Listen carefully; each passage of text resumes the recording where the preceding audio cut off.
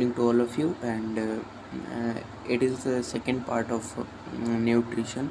तो आज हम लोग न्यूट्रिशन का जो बचा हुआ पोर्शन था वो डिस्कस करने वाले हैं।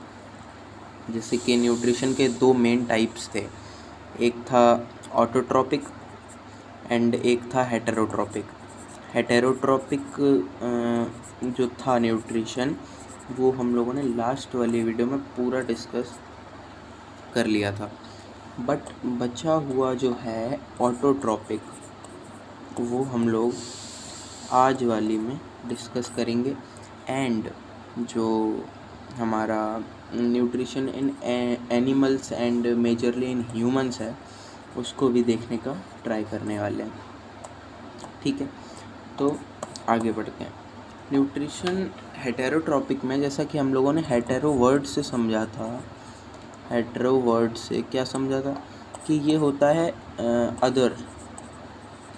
ठीक है, हेटेरो मतलब अदर, मतलब जो प्लांट्स वगैरह ऑर्गेनिजम्स वगैरह दूसरे की हेल्प से अपने फूड को प्रिपेयर करते हैं। ठीक है, उनके अलावा अगर दूसरा नहीं है तो वो फूड प्रिपेयर नहीं कर पाएंगे, मतलब वो डिपेंडेंट हैं। तो क्या होगा, वो न्यूट्रिशन हेटेरोट्रॉपिक होगा। ठीक है, तो वो न्यूट्रिशन हेटेरोट्रॉपिक हो जाएगा। बट आज जो ऑटोट्रॉपिक हमारा टॉपिक है, ऑटोट्रॉपिक, तो यहाँ पे ऑटो का मतलब क्या होता है? ऑटो का मतलब होता है सेल्फ, और ट्रॉपिक का मतलब होता है न्यूट्रिशन। तो जो भी सेल्फ न्यूट्रिशन वाले प्लांट्स हैं, जो कि अपना न्यूट्रिशन खुद बना रहे हैं, अपना न्यूट्रिशन खुद प्रिपेयर कर रहे हैं, वो सारे ऑटोट्रॉपिक में आ जाने वाले हैं। तो इसका एक बेस्ट एग्जांपल होगा प्लांट्स। प्लांट अपना खाना खुद बनाते हैं। कैसे बनाते हैं? उनको कुछ एसेंशियल्स चाहिए होते हैं और वो अपना खाना उसी से प्रिपेयर कर लेते हैं। तो वो एसेंशियल्स जानने ज़रूरी है, और न्यूट्रिशन इन प्लांट्स हमारा जो टॉपिक है वो स्टार्ट हो जाता है। Nutrition in plants. ओके, तो न्यूट्रिशन इन प्लांट्स एक प्रोसेस करते हैं जिस प्रोसेस के थ्रू वो अपना फूड प्रिपेयर करते हैं और वही फूड फिर कंज्यूम करते हैं। तो उस प्रोसेस का नाम है फोटोसिंथेसिस। वो जो प्लांट्स होते हैं वो फोटोसिंथेसिस नाम की एक प्रोसेस करते हैं। अब इसको भी हम इसके वर्ड से ही समझने की ट्राई करेंगे। फोटो मीन्स क्या होता है? Sunlight. And synthesis means synthesize, उसको यूज़ वगैरह करना, उसको प्रिपेयर करना, यूज़ करना, बनाना, वो सब। तो जो सनलाइट से जो एनर्जी बनती है, जो फूड बनता है, वो फोटोसिंथेसिस है। ठीक है, तो फोटोसिंथेसिस जैसा कि मैंने बताया कुछ एसेंशियल्स के हेल्प से बनते हैं, फूड बनाते हैं प्लांट्स। कुछ एसेंशियल्स उन्हें चाहिए होते हैं, कुछ ज़रूरी चीज़ें। तो वो ज़रूरी चीज़ें क्या हैं? ठीक है ना, मेन कंपोनेंट्स क्या हैं फोटोसिंथेसिस के, जिसके थ्रू वो हो रही है। ठीक है, तो फोटोसिंथेसिस के मेन कंपोनेंट्स वगैरह। तो फोटोसिंथेसिस जो है वो मेनली 3 से 4 चीज़ों पे डिपेंड होती है। पहला सनलाइट, दूसरा क्लोरोफिल, तीसरा कार्बन डाइऑक्साइड, एंड चौथा वाटर। तो इन मेन चीज़ों पे फोटोसिंथेसिस बेस होती है। इसका बेस फोटोसिंथेसिस का यही चार चीज़ें हैं। अब सबसे पहले इसमें क्लोरोफिल समझते हैं। ठीक है, उसका एक रीज़न है, मैंने क्यों बीच से उठाया वो बाद की बात। क्लोरोफिल क्या होता है? कि पिगमेंट होता है, एक प्लास्टिड होता है जो कि एक पत्ती में प्रेजेंट होता है, एक पत्ती में प्रेजेंट होता है। इसी पिगमेंट के कारण, इसी पिगमेंट की हेल्प से जो पत्ती है उसका कलर ग्रीन होता है, इसी पिगमेंट की हेल्प से। ठीक है, तो ये क्या करता है, ये जो इसका काम होता है, क्लोरोफिल का काम क्या होता है, इसका काम होता है सनलाइट को एब्सॉर्ब करना, सनलाइट को एब्सॉर्ब करना, ये काम होता है क्लोरोफिल का।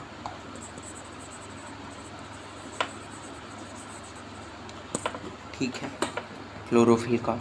अब उसके बाद में सनलाइट एब्जॉर्ब कर ली क्लोरोफिल ने।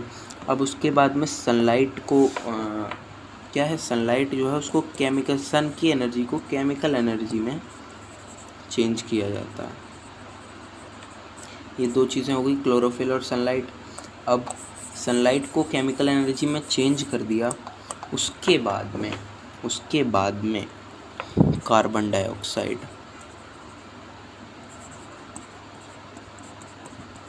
ये कैसे आती है, तो ये जो एक पत्ती है, ये एक पत्ती, क्या सीन है कि ये जो पत्ती है इसमें ना छोटे छोटे, बहुत छोटे सेल्स में क्या होते हैं, गार्ड सेल्स, स्टोमेटा नाम की एक चीज़ होती है, कुछ इस तरीके से, सॉरी,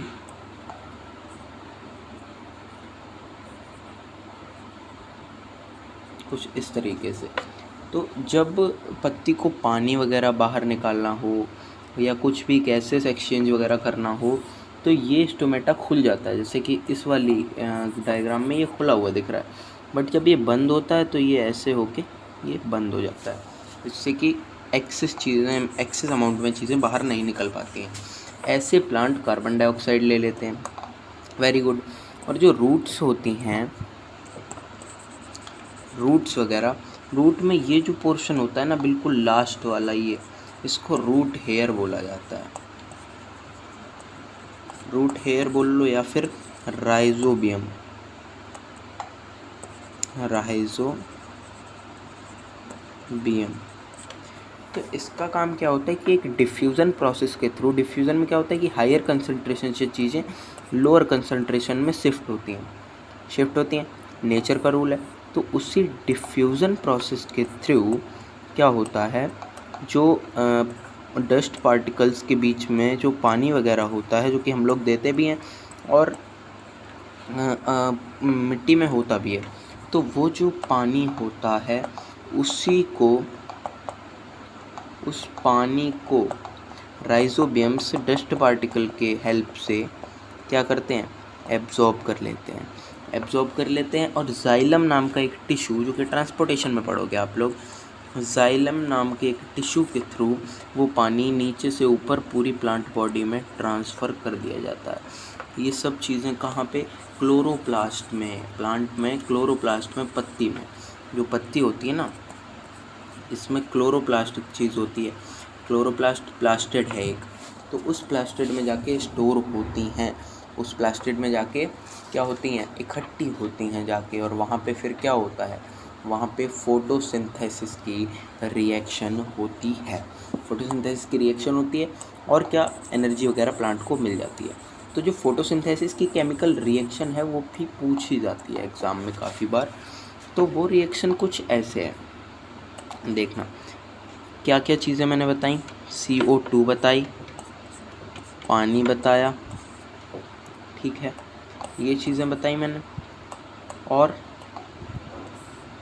ने क्या बोला कि ये किसके, सनलाइट की प्रेजेंस में, सनलाइट और क्लोरोफिल,